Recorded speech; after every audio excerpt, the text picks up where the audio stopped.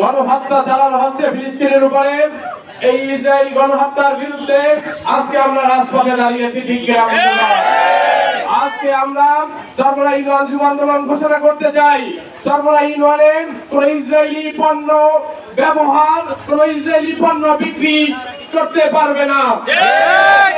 সকলের কাছে উদাত্ত আহ্বান রইল, আমরা নিজেরা কেউ ইসরায়েলি পণ্য ব্যবহার করব না এবং কোন ব্যবসায়ী ভাইদেরকে উদাত্ত আহ্বান জানাবো, আপনারা ওই ইসরায়েলি পণ্যের ব্যবসা করবেন না।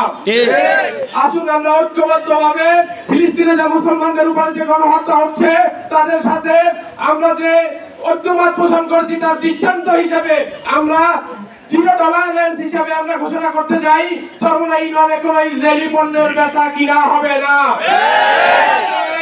আগামীতে আমরা সকলের কাছে উদাত্ত আহ্বান রেখে আমরা চাই ইসরায়েলি ভাইদের কাছে আমাদের সহমর্মিতা পৌঁছাতে। অন্তর্বর্তীকালীন সরকার রয়েছে, আপনি অন্তর্বর্তীকালীন যে সরকারের প্রধান রয়েছেন ডক্টর ইউনূস সাহেব, আপনি বিশ্ব নেতা, আপনাদের উপর আমার আস্থা অনেক, আমাদের আস্থা অনেক। আমরা চাই আপনি বিশ্ব নেতা হিসেবে ফিলিস্তিনের উপরে এমন একটি পদক্ষেপ আপনারা রাখুন যাতে বিশ্ব আপনাকে আরেকটা শান্তিতে নোবেল দেবে।